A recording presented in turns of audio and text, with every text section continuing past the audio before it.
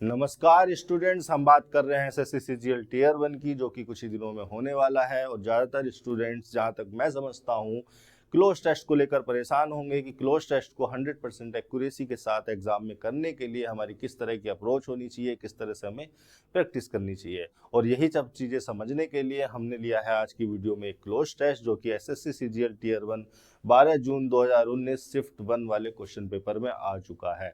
इस cloze test को हमने किरण पब्लिकेशन की किताब से छपवाया है। हम किरण पब्लिकेशन का 2024 एडिशन फॉलो कर रहे हैं, जो कि अभी तक का लेटेस्ट एडिशन है। इसमें 2018 से 2023 तक के क्वेश्चंस मौजूद हैं। इस पर लिखा हुआ है 16,950 प्लस। तो किरण पब्लिकेशन का ये एडिशन जिन बच्चों के पास है उनको तो ये फौरन ही मिल जाएगा, वरना अगर आपके पास कोई दूसरा एडिशन है, कोई दूसरी किताब है, तो आप इस एग्जाम के नाम और डेट के हिसाब से भी इस क्लोज टेस्ट को अपनी वाली किताब में ढूंढ सकते हैं। और अगर आपके पास कोई किताब नहीं है तो भी परेशान होने की जरूरत नहीं है। हम जो भी यहाँ पर डिस्कस करते हैं उसको पीडीएफ की फॉर्म में अपने टेलीग्राम चैनल पर डाल देते हैं। और इस टेलीग्राम चैनल को हमने लिंक किया हुआ है हमारे यूट्यूब चैनल से। हमारे यूट्यूब चैनल के फ्रंट पेज पर हमारे टेलीग्राम चैनल का लिंक मिल जाएगा, तो वहां से भी आप इस क्लोज टेस्ट को पीडीएफ की फॉर्म में डाउनलोड कर सकते हैं। आप यहाँ पर वीडियो को देखें, समझें, इस अप्रोच को सीखें और इस अप्रोच को प्रैक्टिस के दौरान इस्तेमाल करें, अपनी अंडरस्टैंडिंग को डेवलप करें। और आपके पास जो भी किताब हो, चाहे आप किरण पब्लिकेशन की किताब लिए हो, चाहे कोई और पब्लिकेशन हो, चाहे आपके पास पिनेकल हो, चाहे आपके पास एमबी पब्लिकेशन हो, या आप मॉक टेस्ट देते हो, आप इस कॉन्सेप्चुअल अंडरस्टैंडिंग को अपने वाले सेंटेंसेस पर, अपने वाले क्लोज टेस्ट पर अप्लाई करें। आप ये प्रैक्टिस के दौरान करें। कुछ ही दिनों में क्लोज टेस्ट का एग्जामिनेशन आपको एसएससी सीजीएल टीयर 1 में देना होगा, तो वहां पर आपको ये अप्रोच बहुत काम आएगी। देखिए, मैंने यहाँ पर थंबनेल पर लिखा हुआ है, समझो वरना नहीं कर पाओगे। ये स्लोगन कोई किसी तरह का क्लिक बेट नहीं है कि आपसे वीडियो को क्लिक कराने के लिए लिखा गया है।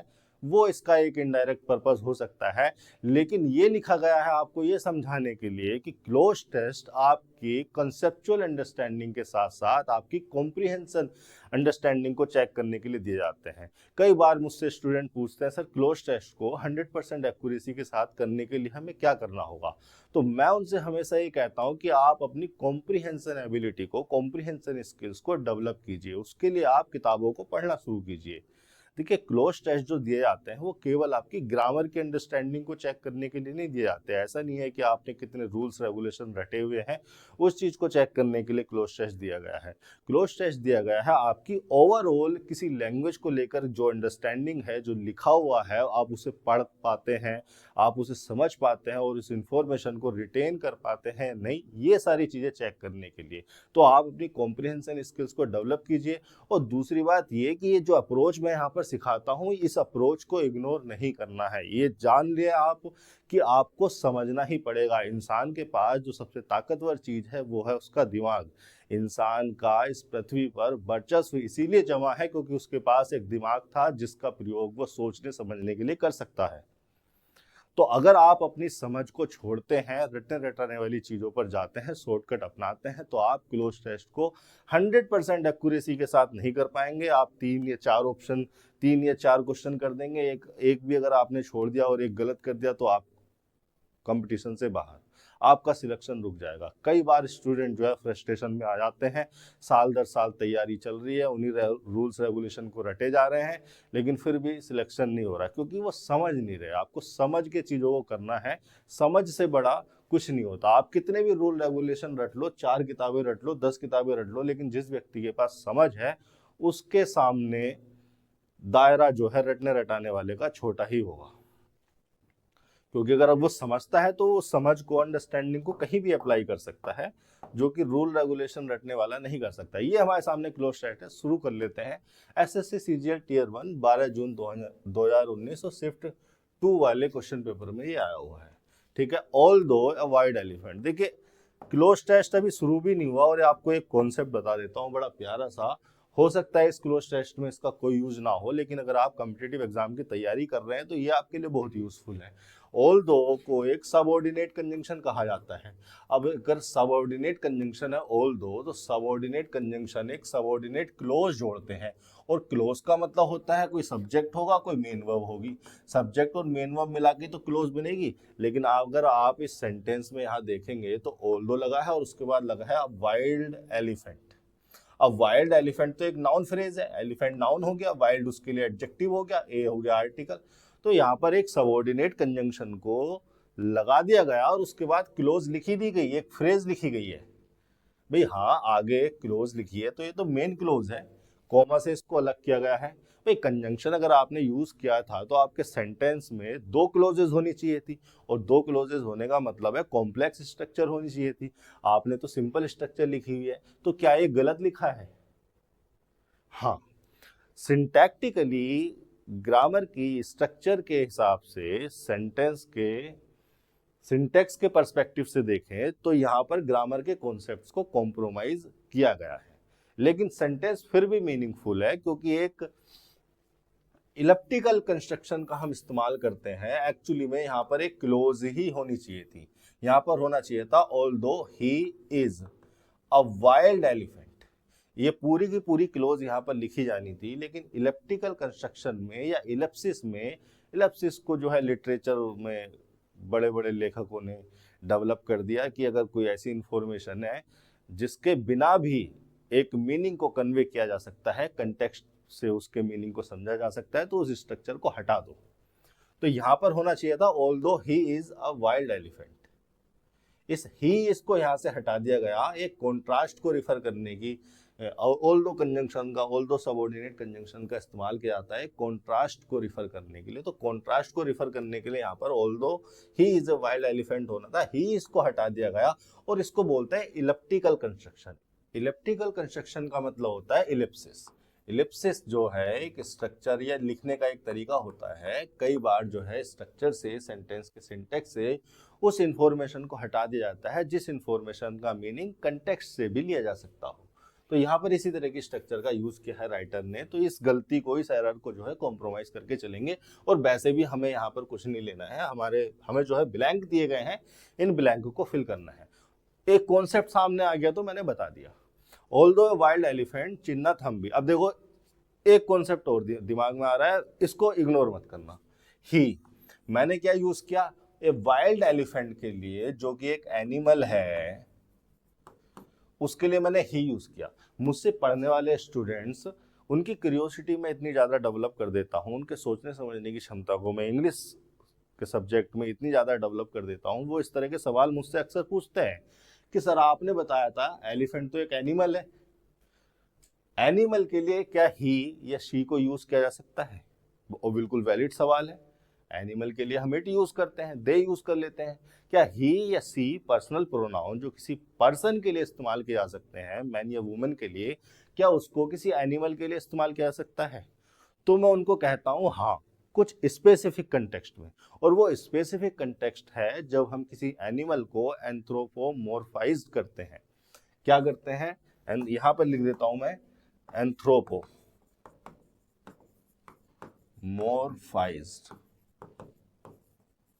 जेड लगा देते हैं।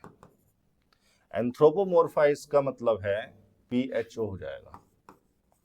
एंथ्रोपोमॉर्फाइज का मतलब है, देखिए एंथ्रोपो का मतलब होता है ह्यूमन, और मॉर्फाइज का मतलब होता है, मॉर्फ का मतलब होता है फॉर्म।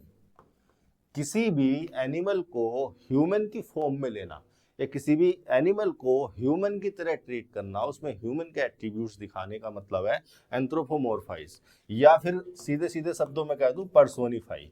अगर हम किसी एनिमल को पर्सोनिफाई कर रहे हैं तो हम उसके लिए ही या सी पर्सनल प्रोनाउन जो कि किसी ह्यूमन के लिए, किसी पर्सन के लिए होते हैं, यूज कर सकते हैं। लेकिन किसी एनिमल को एंथ्रोपोमॉर्फाइज या पर्सोनिफाई कब किया जा सकता है? जब वो आपका कोई स्पेसिफिक इंडिविजुअल एनिमल हो। आपने एक पालतू कुत्ता पाला हुआ है, उसका नाम आपने शेरू रख दिया, आप जानते हैं कि वो एक डॉग है।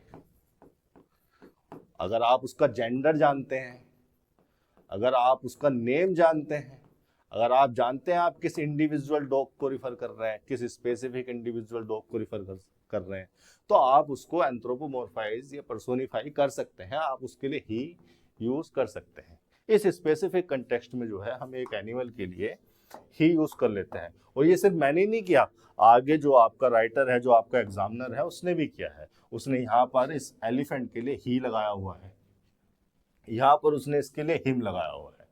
तो ये चीजें आपको कंफ्यूज कर सकती हैं, चीजें जानना जरूरी है। आगे चलते हैं।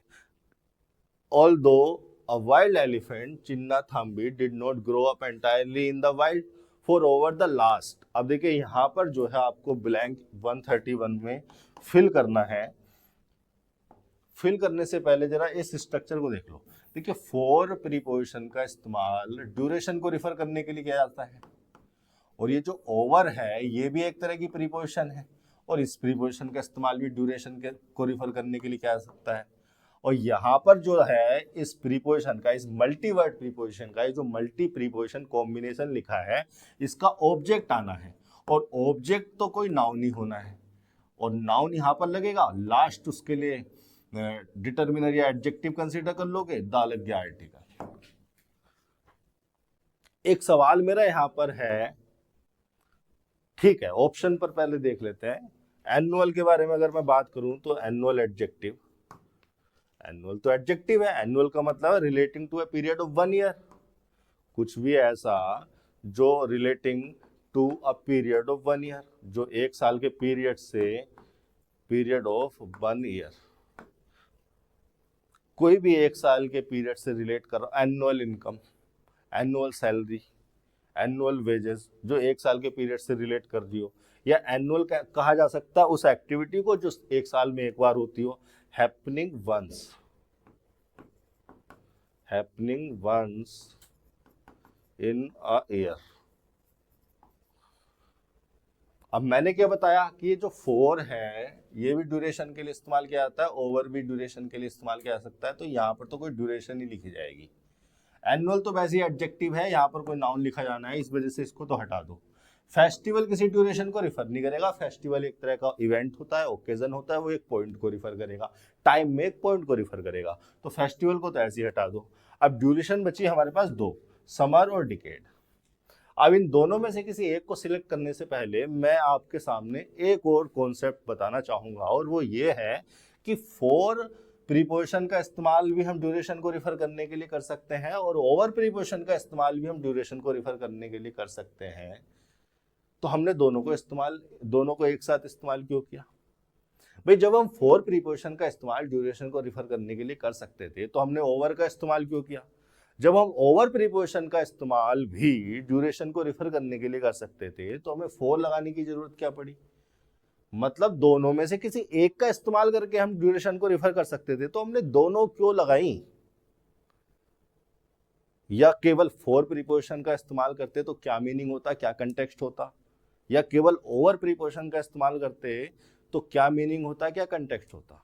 देखो ऐसा हो सकता है कि आप में से कुछ स्टूडेंट्स को ये कॉन्सेप्ट या मेरी ये बातें इस वाले क्लोज टेस्ट में इररिलेवेंट लग रही हो, लेकिन फिर ये क्लोज टेस्ट तो आना नहीं है।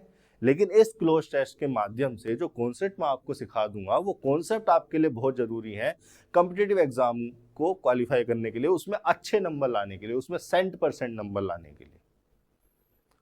आपको ऐसा लग सकता है कि सर ब्लैंक यहाँ बताना है, आप फॉर या ओवर बता रहे हो।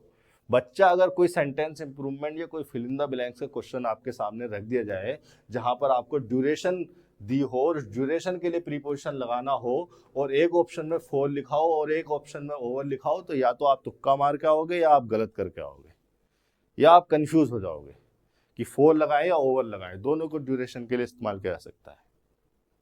तो क्या डिफरेंस है और उस डिफरेंस की वजह से क्यों हमने ये दोनों लगा दिए, ये समझने के लिए ना जरा मुझे 5 मिनट दो। इस फॉर प्रीपोजिशन के बारे में जब समझो पहले। देखिए फॉर प्रीपोजिशन का इस्तेमाल किसी ऐसे स्पेसिफिक ड्यूरेशन को रिफर करने के लिए किया जाता है जिस स्पेसिफिक ड्यूरेशन के पहले पॉइंट पर, शुरुआती पॉइंट पर कोई एक्शन स्टार्ट हुआ हो, लास्ट पॉइंट पर कोई एक्शन कंप्लीट हुआ हो, एंड हुआ हो। यहां पर ये लिख देता हूं मैं, किसी ऐसी स्पेसिफिक, या फिर लिखने की जरूरत भी क्या है, सीधे आप एग्जाम्पल पे आओ ना। जो मैं बोल रहा हूं उसको अपने नोट्स में कहीं उल्टे सीधे राइटिंग में लिख लिया करो जो आपको समझ में आए। क्या कहा मैंने? फॉर प्रीपोजिशन का इस्तेमाल किसी ऐसी स्पेसिफिक ड्यूरेशन को रिफर करने के लिए किया जाता है जिस स्पेसिफिक ड्यूरेशन के पहले पॉइंट पर कोई एक्शन स्टार्ट हुआ हो और आखिरी पॉइंट पर, लास्ट पॉइंट पर कोई एक्शन कंप्लीट हुआ हो, खत्म हुआ हो। मैंने एक एग्जाम्पल लिखा यहाँ पर, she worked on that project for 2 year. तो ये हमारी टाइमलाइन है। इस टाइम पर मैंने ये सेंटेंस लिखा या कह दिया, किसी से रिपोर्ट कर दिया।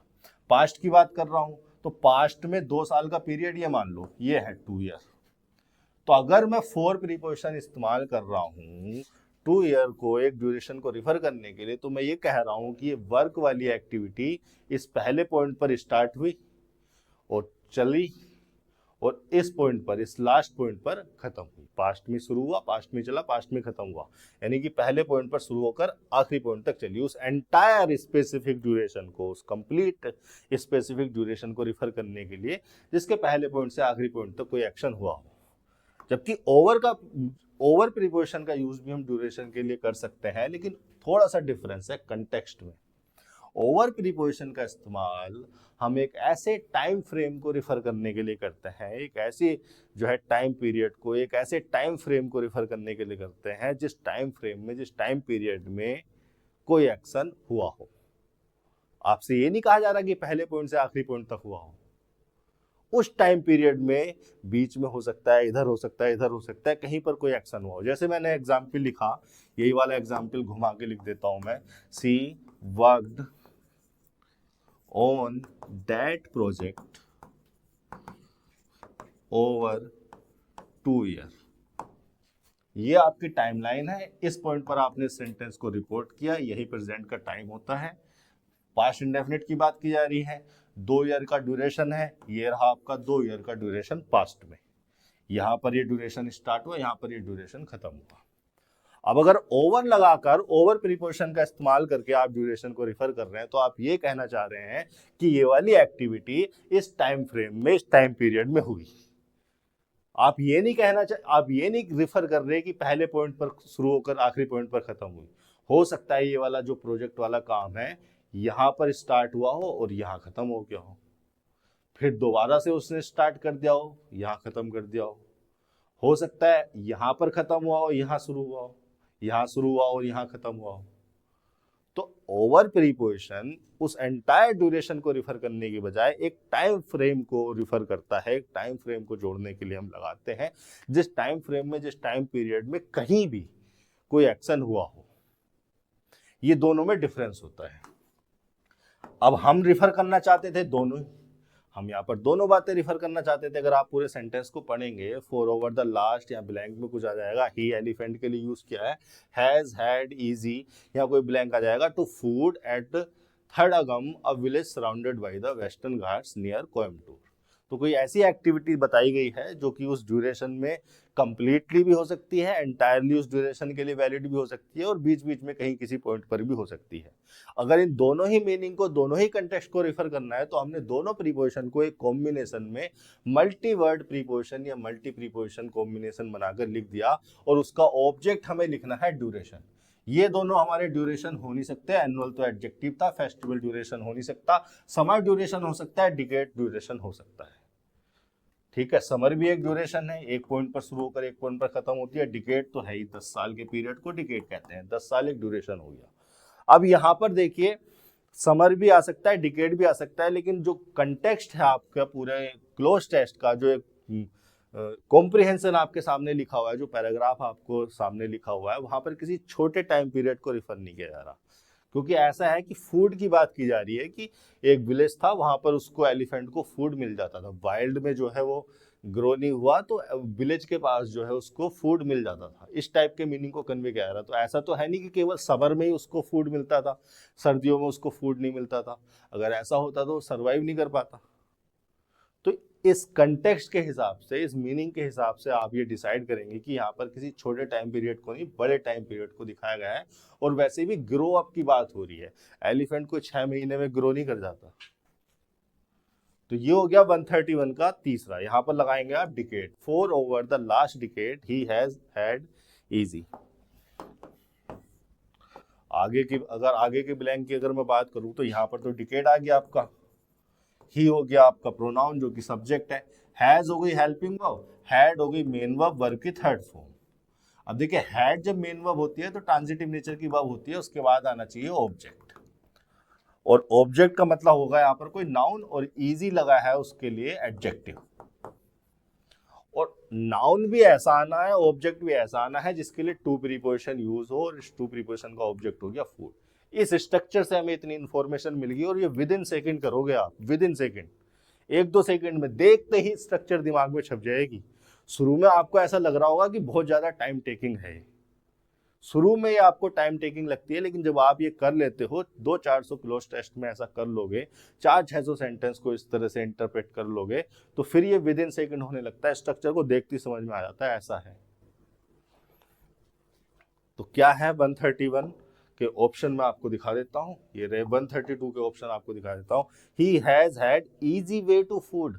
देखिए वे, अप्रोच, एंट्री और एक्सेस, एंट्री को तो हटा ही दो, क्योंकि एंट्री होती है किसी फिजिकल प्लेस की, फूड कोई फिजिकल प्लेस तो है नहीं, ऐसा तो है नहीं किसी खेत का नाम है फूड, या कोई हॉल है, कोई बिल्डिंग है जिसका नाम फूड है, और इसमें एंट्री की बात की जा रही है, तो इसको तो हटा दो कि कोई फिजिकल लोकेशन नहीं है, फूड एक थिंग है, एक अमाउंट है, एक क्वांटिटी है, कोई फिजिकल प्लेस नहीं है जहां पर एंट्री की बात की जाए। वे और अप्रोच का लगभग सिमिलर सा मीनिंग है। देखिए अप्रोच का मतलब होता है, अप्रोच वर्ब भी हो सकती है और नाउन भी हो सकती है। अप्रोच जब वर्ब होती है तो उसका मतलब होता है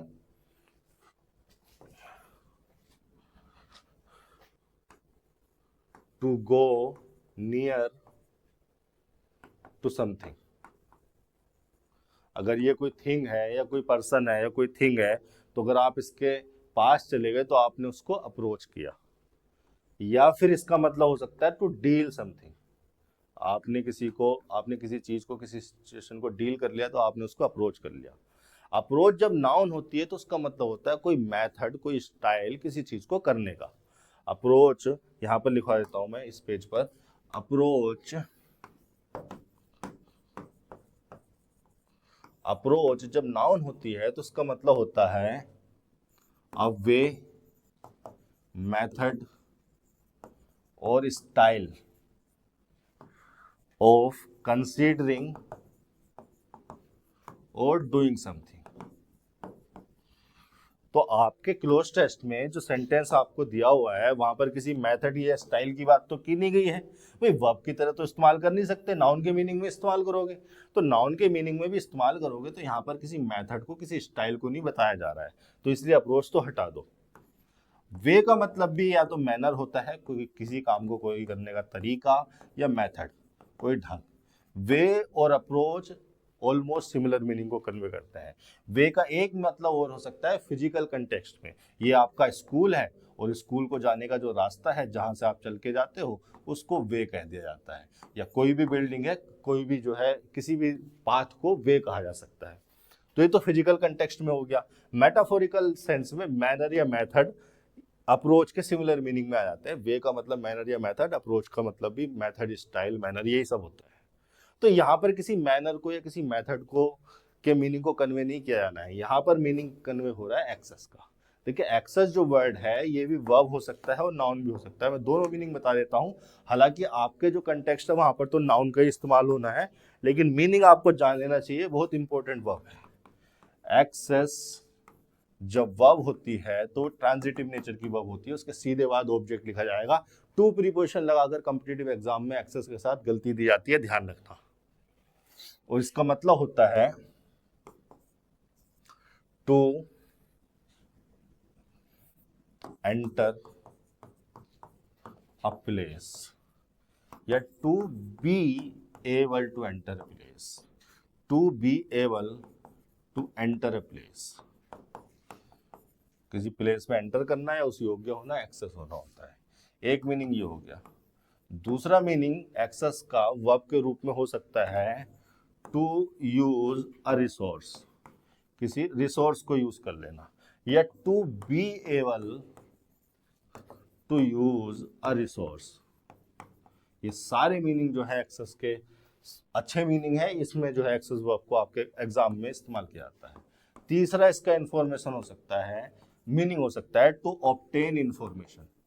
टू ऑब्टेन इंफॉर्मेशन, आपके भाई का कंप्यूटर है, आपने उस कंप्यूटर में से कुछ वीडियो कुछ इमेजेस निकाल ली, इंफॉर्मेशन को ऑब्टेन कर लिया, तो आपने क्या कर लिया, उसके कंप्यूटर को एक्सेस कर लिया, उस इंफॉर्मेशन को जो उसके कंप्यूटर में उसको एक्सेस कर लिया। ये हो जाता है एक्सेस का जब वो वर्ब होती है मीनिंग, और ट्रांजिटिव नेचर की वर्ब होती है सीधे ऑब्जेक्ट लिखोगे। एक्सेस जब नाउन होता है तो मीनिंग यही रहता है, फंक्शन चेंज हो जाता है, और इस सिचुएशन में इसके साथ हम टू प्रीपोजिशन लगाते हैं। टू प्रीपोजिशन इन बाकियों के साथ भी लगा सकते थे, एंट्री वे अप्रोच के साथ टू प्रीपोजिशन ही लगा दी जाएगी जब ये नाउन होंगे। अन्यथा अप्रोच जो है ट्रांजिटिव नेचर की वर्ब है, एंट्री का वर्ब फॉर्म हो जाता है एंटर। एक्सेस के मीनिंग पर बात कर रहे थे जब वो नाउन हो, एक्सेस का मतलब हो जाएगा द एबिलिटी और opportunity to enter a place और यूज अ रिसोर्स और ऑब्टेन इंफॉर्मेशन। वो एबिलिटी, वो अपॉर्चुनिटी कि आप किसी प्लेस में एंटर कर सको, या किसी रिसोर्स को यूज कर सको, या किसी इंफॉर्मेशन को ऑब्टेन कर सको, गेट कर सको, उसको कहते हैं एक्सेस। और यहाँ पर जो है फूड को एक रिसोर्स की तरह इस्तेमाल किया जाना है। फूड क्या है, एक तरह का रिसोर्स हो गया, उसके लिए एक तरह का फोल्डर हो गया। He has had easy access to food, यहाँ पर लगाया जाना था एक्सेस नाउन के फॉर्म में, नाउन के फंक्शन में, नाउन के पार्ट ऑफ स्पीच में टू आ गया प्रीपोजिशन, उसके बाद उसका ऑब्जेक्ट लिखा है, एट लगा दिया प्रीपोजिशन उस विलेज को रिफर करने के लिए। आगे चलते हैं, ये हो गया आपका 132। 133 पर बात कर लेते हैं। क्या लिखा हुआ है, ब्रिक, अब village surrounded by the western Ghat near Coimbatore, इसके लिए एक फ्रेज हो गई। ब्रिक लिखा हुआ है, ब्रिक का मतलब आपको पता है ईंटें, जिससे जो है दीवार चुनी जाती है, मकान बनाए जाते हैं। तो ब्रिक टब की बात होगी। क्या होता है टब, क्या होता है जार, क्या होता है स्टोर, क्या होती है किल, ये बात कर लेते हैं। इसके लिए मैं सीधे आपको इमेज दिखा रही, ये टब होता है, सबके बाथरूम में होगा, सबके घरों में होगा। ये जार होता है, सबकी किचन में रखा होगा, अलग अलग तरह के जार होते हैं, सभी के घर में पाए जाते हैं। ये होती है किल। किल का मतलब होता है वो भट्टी जिसमें आग लगाई जाती है मिट्टी की चीजों को पकाने के लिए, बेक करने के लिए।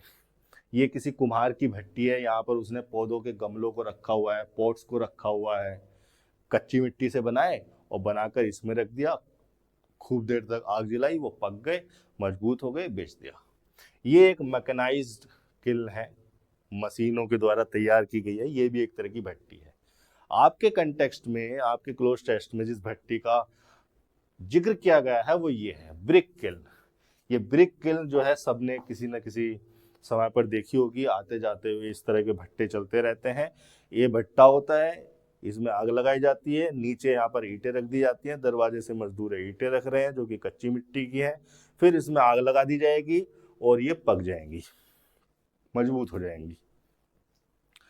इस टाइप की भी हो सकती हैं, इसको भी ब्रिक किल्न, ये सब ब्रिक किल्न का पार्ट ही है। ये जो ईंटों का भट्टा होता है सब उसका पार्ट है, ईंटें यहाँ से बनाई जाती है। तो इसी पूरे अरेंजमेंट को रिफर किया जा रहा है ब्रिक किल्न के यूज करके। आपका जो क्लोज टेस्ट है उस पर वापस आते हैं। ब्रिक किल्न यहाँ पर आ जाएगा KILNS। ये तो सारे आउट ऑफ कंटेक्स्ट थे, यहाँ पर तो ईंटों का कोई मतलब ही नहीं है, स्टोर का कोई मतलब नहीं है। ब्रिक किल्स, टेम्पटेड का मतलब हो गया अट्रैक्टेड, हिम विद। अब देखिए विद लगा हुआ है प्रीपोजिशन, और प्रीपोजिशन के बाद आना चाहिए उसका ऑब्जेक्ट। इतनी बात तो आपको ध्यान रखेंगे। आगे चल लेते हैं 134 में क्या दिया हुआ है। ये है 134 के option. Brick kiln tempted him with, preposition हो गया, उस प्रीपोजिशन के बाद उसका ऑब्जेक्ट आना है। आपको सीधे सीधे बता दूं कि ये जो मैनी और मच है ये डिटर्मिनर भी हो जाते हैं और प्रोनाउन भी हो जाते हैं। इसमें से ये जो मच है ये एडवर्ब भी हो जाता है, मैनी एडवर्ब के फंक्शन में नहीं आ पाता। अब देखो जब ये डिटर्मिनर होंगे तो डिटर्मिनर वाले फंक्शन में तो यहाँ इस्तेमाल नहीं हो सकते, क्योंकि विद प्रीपोजिशन लगाया, प्रीपोजिशन के बाद ऑब्जेक्ट आना है जो कि निश्चित रूप से या तो कोई नाउन होगा या प्रोनाउन होगा। तो डिटर्मिनर के फंक्शन में तो ये दोनों यूज नहीं हो सकते। प्रोनाउन के फंक्शन में इन दोनों में से किसी एक को यूज किया सकता है, और उसमें भी मैनी को यूज नहीं किया सकता, क्योंकि जिस थिंग को हम रिफर कर रहे हैं वो है वाटर। मैनी को काउंटेबल नाउन के लिए इस्तेमाल किया जाता है, चाहे वो प्रोनाउन की तरह इस्तेमाल हो या डिटर्मिनर की तरह इस्तेमाल हो, काउंटेबल नाउन के लिए इस्तेमाल करोगे, ये सबको पता है। तो मैनी को हटा दो, मतलब एक ऑप्शन हमारा बचा मच। मच यहां आ सकता है, आएगा या नहीं ये मेरे को पता नहीं, लेकिन आ सकता है। अभी मुझे इतना पता है, अभी मैं बाकी के ऑप्शन देख रहा हूं। लोड का मतलब क्या होता है, प्लेंटी का मतलब क्या होता है? देखिए लोड का मतलब आपको मैं बता दूं, लोड का मतलब होता है वो वेट जो कोई व्हीकल कैरी कर सकता है, उसको लोड कह सकते हैं। इलेक्ट्रिक पावर की सप्लाई को लोड कह दिया जाता है। कितना लोड है, ज्यादा लोड हो रहा है, बड़ा तार लगाओ, मजबूत तार लगाओ। किसी पे बहुत ज्यादा काम है करने के लिए, उसको लोड कह दिया जाता है। तो मैं इस चीज को चाहूँ तो लिखवा दूं, द अमाउंट।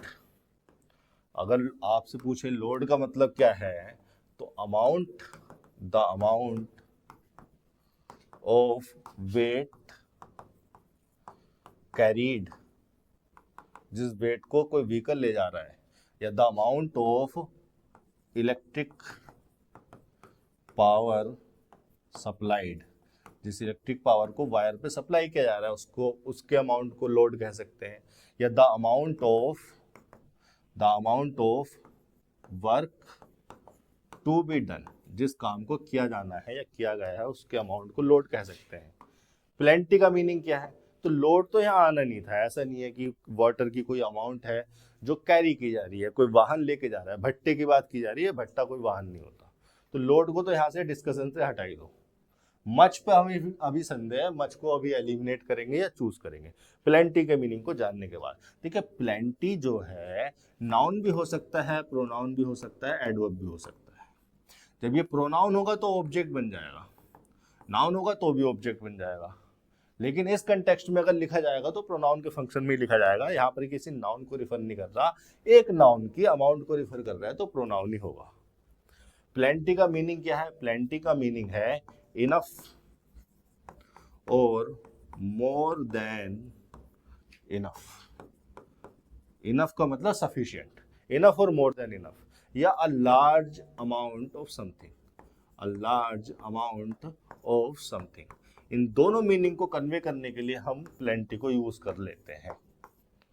अब यहां पर प्लेंटी जो वर्ड है वो काउंटेबल नाउन के साथ भी यूज हो जाता है, काउंट प्रोनाउन के रूप में काउंटेबल के साथ भी आ जाएगा, अनकाउंटेबल के साथ भी। इस चीज ने हमारे कंफ्यूजन को बढ़ा दिया। मच एक ऐसा प्रोनाउन है, एक ऐसा डिटर्मिनर है जो कि अनकाउंटेबल नाउन के लिए यूज किया जा सकता है, यहाँ तो प्रोनाउन के फंक्शन में यूज करेंगे। अनकाउंटेबल के लिए यूज किया जा सकता है, और वाटर हमारा अनकाउंटेबल है। प्लेंटी को भी काउंटेबल और अनकाउंटेबल के मीनिंग में यूज कर सकते हैं, और प्लेंटी भी यहाँ पर लिखा जा सकता है। इस चीज ने हमारे कंफ्यूजन को बढ़ा दिया। अब इस कंफ्यूजन को दूर करने के लिए ना जरा मेरा ये वाला कॉन्सेप्ट समझो। कॉन्सेप्ट क्या, मीनिंग ही है। मीनिंग, एक मीनिंग का डिफरेंस आपको समझा देता हूं। देखो मैंने एक सेंटेंस लिखा, there was plenty of water. एक सेंटेंस मैंने लिखा, much of the water was wasted. देखिए ऊपर वाले सेंटेंस में मैंने प्लेंटी को यूज किया है ऑफ द वाटर के लिए, और यहाँ पर मच को यूज किया है।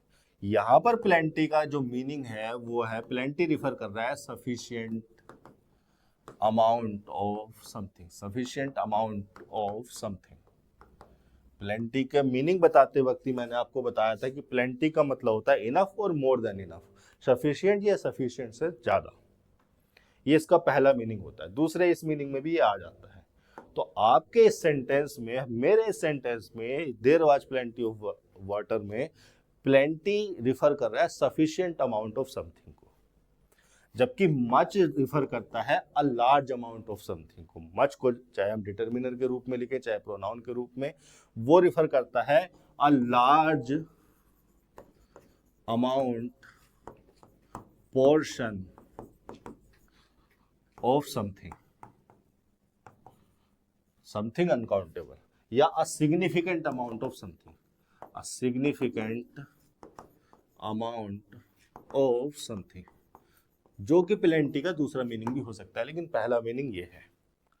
तो मच रिफर करता है किसी चीज के एक लार्ज पार्ट को, और प्लेंटी रिफर करता है सफिशिएंट अमाउंट को।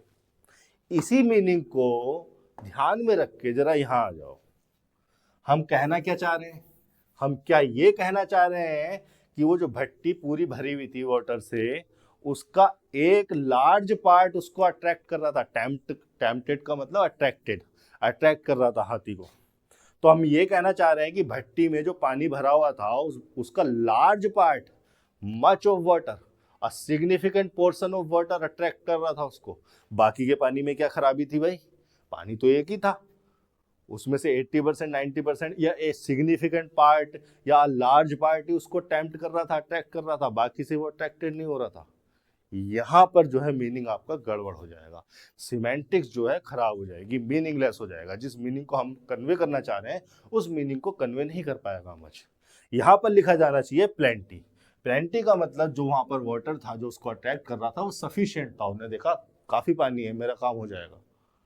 तो इस तरह के जो है मीनिंग को कन्वे करना चाह रहे हैं, यहां पर लिखा जाना चाहिए plenty, sufficient amount of water, ना कि अ large amount of water. A large amount of water का मतलब है जितना ही वाटर था वहां पर उसमें से लार्ज अमाउंट ने उसको टेम्प्ट किया, अट्रैक्ट किया, बाकी नहीं कर पाया। ऐसे ये कोई मीनिंग, ये मीनिंगलेस हो जाएगा। ऐसे मीनिंग को कन्वे करने के लिए सेंटेंस नहीं लिखा गया है। ये हो गया आपका 134। आगे चल लेते हैं। ये रहा 135 का ऑप्शन, आप लगाने की कोशिश करें। क्या लिखा हुआ है? Tempted him with plenty of water and he loved the palm pith. देखिए पाम पिथ मैं आपको दिखा देता हूं, ये होती है पाम पिथ। खजूर के लट्ठे के अंदर ये जो पार्ट निकलता है व्हाइट कलर का, इसको, इस व्हाइट कलर के पार्ट को पाम पिथ बोला जाता है, जिसको इस्तेमाल किया जाता होगा ब्रिक किल में। फिर उसके बाद जो है he loved the palm pith that was used as for baking bricks। ये जो इंफॉर्मेशन है that was used as blank for baking bricks, ये यूज की गई है पाम पिथ के लिए। पाम पिथ एक नाउन फ्रेज है, इसके लिए ये इंफॉर्मेशन यूज की गई है। अब देखिए यहां पर लिखा है यूज्ड और यहां पर लिखा है for baking bricks. For preposition का इस्तेमाल लगाते हैं हम किसी वर्ब के, किसी एक्शन के पर्पस को रिफर करने के लिए। तो पाम पिथ को यूज किए जाने का पर्पस क्या है? ईंटों को पकाना, बेक करना। तो इसका मतलब है पाम पिथ को ईंधन के लिए, ईंधन के रूप में इस्तेमाल किया जाता होगा, फ्यूल के रूप में इस्तेमाल किया जाता होगा। भाई ईंटों को पकाने के लिए आग चाहिए, जलाना पड़ेगा कुछ, उसके लिए हम पाम पिथ को जला रहे हैं, लकड़ी के रूप में, जिस भी रूप में, जिस भी फॉर्म में लाकर उसको जला रहे हो। तो यहाँ पर हो जाना चाहिए था fuel. Palm pith that was used as fuel for baking bricks. Logs नहीं, फोडर नहीं, मैटर नहीं, मैं बता देता हूं फोडर क्या होता है, लोक्स क्या होता है। देखिए फोडर तो ये हो गया चारा, पशुओं के चारों को फोडर कहते हैं, अलग अलग प्रकार के चारे होते हैं। ये हो गया लोक्स। लोक्स का मतलब हो जाता है लट्ठे। ये जो पेड़ों के कटे हुए तन होते हैं, छोटे छोटे पीसेस में इनको काट लिया जाता है स्पेसिफिक पर्पस के लिए, फर्नीचर वगैरह बनाने के लिए, इसको कह देते हैं लोग्स, लट्ठे। तो ऐसा भी नहीं है कि पाम पिथ को लट्ठों की तरह इस्तेमाल किया, लोग्स की तरह इस्तेमाल किया जा रहा है। पाम पिथ को यूज किया जा रहा है फ्यूल की तरह। इतनी बेसिक बेसिक चीजें जो है आपको समझनी है। आप, मेरे कुल मिला के कहने का मतलब ये है कि आपकी समझ से बड़ा कुछ भी नहीं है। आप जब मैथ करते हैं, जब आप रीजनिंग करते हैं, तो आप इस समझ का इस्तेमाल करते हैं, आप अपने दैनिक जीवन में इस समझ का इस्तेमाल करते हैं। जब इंग्लिश की बात आती है, क्लोज टेस्ट की बात आती है, इन चीज़ों की बात आती है, तो आप रटने रटाने लगते हैं, जो कि सफिशिएंट नहीं है। आप 5 में से 4 ऑप्शन कर दोगे, 3 ऑप्शन कर दोगे, 1-2 ऑप्शन जो आपने गलत कर दिए, तुक्के मारकर या उल्टे सीधे कर दिए या छोड़ दिए, उसी की वजह से आपका सिलेक्शन रुक जाएगा, दिक्कतें आएंगी। इस तरह से आपका ज़्यादा समय लगेगा और फ्रस्ट्रेशन तो आती ही है। तो इसी तरह से जो है चीज़ों को समझ कर करेंगे। आज के लेक्चर में इतना ही, धन्यवाद।